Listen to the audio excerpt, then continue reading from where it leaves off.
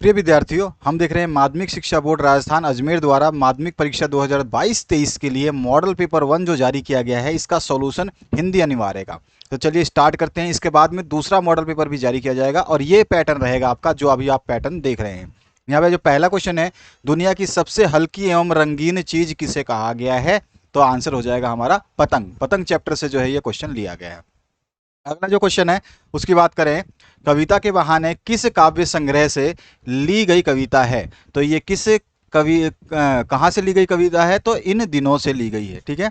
इसके बाद जो नेक्स्ट क्वेश्चन है, राम भक्ति पर आधारित तुलसीदास की सर्वश्रेष्ठ रचना कौन सी है? तो रामचरितमानस जो है उनकी सर्वश्रेष्ठ रचना है। इसके बाद जो दूसरा क्वेश्चन है इसमें पूछा गया है, फिराक गोरखपुरी का मूल नाम क्या था? तो फिराक गोरखपुरी को रघुपति सहाय फिराक कहा जाता था। इसके बाद जो नेक्स्ट पार्ट है इसमें पूछा गया है, कवि उमा शंकर जोशी का संबंध किस साहित्य से है? तो आंसर आ जाएगा गुजराती साहित्य। इसके बाद जो नेक्स्ट क्वेश्चन है, महादेवी वर्मा को ज्ञानपीठ पुरस्कार किस रचना के लिए मिला था? तो आंसर आ जाएगा यामा। इसके बाद जो नेक्स्ट क्वेश्चन है, लेखक के अनुसार भगत जी क्या बेचते थे? तो लेखक के अनुसार भगत जी जो है चूरन बेचते थे। अगला जो क्वेश्चन है, धर्मवीर भारती का उपन्यास निम्न में से कौन सा है? तो गुनाहों का देवता जो है धर्मवीर भारती द्वारा रचित है। इसके बाद जो नेक्स्ट क्वेश्चन है, लुट्टन पहलवान ने कुश्ती के लिए किस पहलवान को चुनौती दी? तो चांद सी को चुनौती दी थी। इसके बाद में नेक्स्ट क्वेश्चन है, निम्न में से कौन सा कविता संग्रह विष्णु खरे का है? तो विष्णु खरे द्वारा कविता जो लिखी गई है वो खुद अपनी आंख से। 100 ऑप्शन जो है करेक्ट हो जाएगा। तो ये थे आपके MCQ क्वेश्चंस। अब आते हैं हम एक वर्ड और एक वाक्य में जो उत्तर लिखने हैं उनके ऊपर। प्रातःकालीन आकाश की तुलना किससे की गई है? तो नीले शंख से की गई है। इसके बाद में कवि जीवन के हर सुख दुख को किस कारण स्वीकार करता है? क्योंकि यह सब उसकी प्रियतमा को प्यारा है, इसलिए वो है सभी हर सुख दुख को जो है स्वीकार करता है। ठीक है। इसके बाद जो है साफिया के भाई कहाँ रहते थे? तो वे लाहौर में रहते थे। उसके बाद में है, भारत में प्रतिवर्ष 14 अप्रैल को कौन सी जयंती मनाई जाती है? तो अंबेडकर जयंती मनाई जाती है। नेक्स्ट जो क्वेश्चन है, सिल्वर वेडिंग कहानी में यशोधर बाबू के आदर्श कौन थे? तो किशन दा जो है उनके आदर्श माने जाते हैं। इसके बाद में जूझ जूझ है, ये झूठ नहीं है। जूझ पाठ के आधार पर लेखक किस अध्यापक से सर्वाधिक प्रभावित हुए हैं? तो अध्यापक सौदलेगर जो है उनसे ज़्यादा प्रभावित हुए थे। उसके बाद में मोहनजोदाड़ो शहर वर्तमान में कहाँ स्थित है? तो यह वर्तमान में पाकिस्तान में स्थित है। इसके बाद जो नेक्स्ट क्वेश्चन है, मोहनजोदाड़ो सभ्यता में पत्थर व तांबा कहाँ से प्राप्त होता था? तो पत्थर तो सिंध से प्राप्त होता और तांबा राजस्थान से प्राप्त होता था। इसके बाद में लेखिका एन फ्रैंक ने अपनी डायरी किस दिनांक से लिखनी प्रारंभ की? तो 12 जून 1942 से उसने लिखना प्रारंभ किया था। लेखिका एन फ्रैंक किसको जन्मजात बहादुर मानती है? तो वो एन चर्चिल को जो है जन्मजात बहादुर मानती है।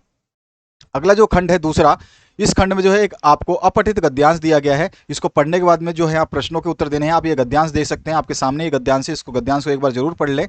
और इसके बाद में जो है आधुनिक युग किसके नाम से जाना जाता है? ये क्वेश्चन पूछा गया है। इसके बाद में विज्ञान से मनुष्य को भय क्यों लगने लगा है?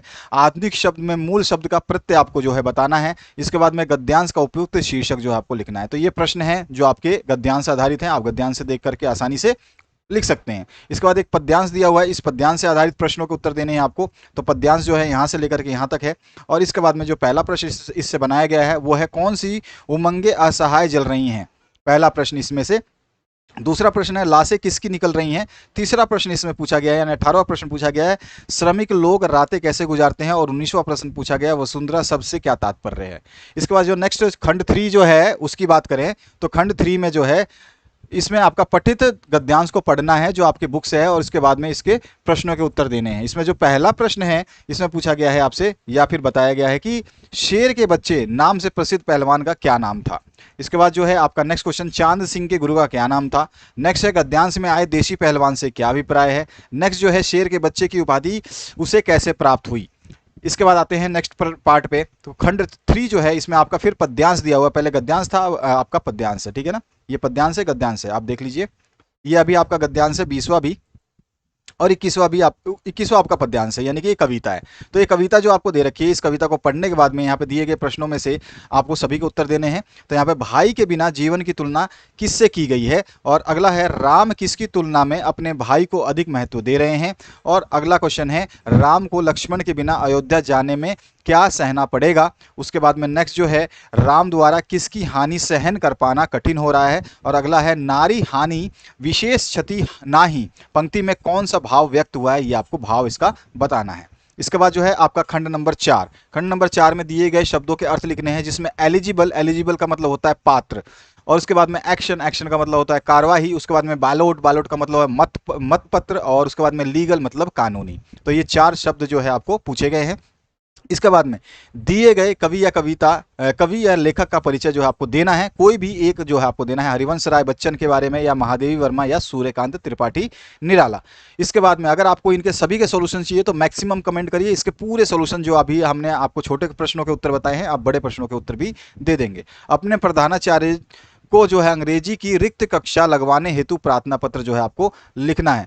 फीस के लिए 750 रुपये मंगवाने हेतु पिता को पत्र लिखना है। अभी आवेदन प्रतिवेदन इसमें नहीं दिया गया है, हालांकि इस मॉडल पेपर का जो है आपको औचित्य बताया गया कि इस तरह का पैटर्न रहेगा, और अभी आप जो है इस तरह के पैटर्न को तैयार रहे कि इस तरह का पैटर्न आएगा। साथ ही साथ जब दूसरा मॉडल पेपर आएगा तो ये बेसिक मॉडल पेपर है, अगला जो मॉडल पेपर आएगा वो आपको इससे हार्ड देखने को मिलेगा। दिए गए विषयों में से एक पर निबंध लिखना है, प्लास्टिक की थैली पर्यावरण की दुश्मन, हमारा राष्ट्रीय पर्व, और कंप्यूटर का महत्व। और दिए गए विषयों में एक पर प्रतिवेदन लिखना है, जिसमें वार्षिक महोत्सव है, गणतंत्र दिवस है, और आपका बाल दिवस है। इसके बाद में आपका जो है 5वां खंड आता है, जिसमें आपका कविता बादलों को किस रूप में देखता, कवि जो है बादलों को किस रूप में देखता है, 27वां प्रश्न पूछा गया। इसी में अथवा में पूछा गया है, बालक द्वारा चांद मांगने की जिद पर माँ क्या करती है। इसके बाद में 28वां क्वेश्चन पूछा गया है, परचेजिंग पावर से आप क्या समझते हैं, इसको स्पष्ट करना है। अथवा में पूछा गया है, बचपन की घटनाओं के 50 वर्ष बाद लेखक क्या विचार कर रहा है। इसके बाद में नेक्स्ट जो क्वेश्चन है, जूझ कहानी के नायक की चारित्रिक विशेषताएं क्या है, वो आपको बतानी है। इसके अथवा में पार्ट दिया गया आपसे, लेखक मोहनजोदड़ो सभ्यता को जल संस्कृति क्यों कह रहा है या कहा है। इसके बाद में है आपका 30वां और अंतिम प्रश्न, जिसमें पूछा गया आपने, लेखक ने कैमरे में बंद अपाहिज करुणा के मुखौटे में छिपी क्रूरता की कविता है, इसको स्पष्ट कीजिए। अथवा में आपको देना है जवाब, द्विवेदी जी ने शिरीष के माध्यम से कोलाहल व संघर्ष से भरी जीवन स्थितियों में अविचल रहकर जिजीविषु बने रहने की सीख दी है। ये कैसे दिया है, ये आपको बताना है। तो इनका सभी का आंसर्स अगर आप चाहते हैं फुल सोल्यूशन, तो उसके लिए आप कमेंट सेक्शन में कमेंट कर दें, और बाकी अपने दोस्तों को जरूर शेयर करें। इस टाइप का आपका पैटर्न रहेगा, जो पैटर्न आप देख रहे हैं आपका मॉडल पेपर नंबर 1 है। इसके बाद मॉडल पेपर नंबर जो 2 आएगा उसको हम सॉल्व कराएंगे, और वो जो है इस मॉडल पेपर से ज़्यादा हार्ड होगा, ठीक है, उसका लेवल हार्ड होगा। मॉडल पेपर इस तरह से रिलीज़ किए जा रहे हैं।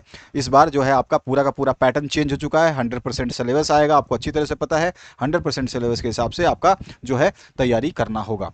तो आशा करता हूँ इस वीडियो को आपने शेयर कर दिया होगा, और इस चैनल पर बने रहने के लिए आपका बहुत बहुत धन्यवाद। Thank you very much once again.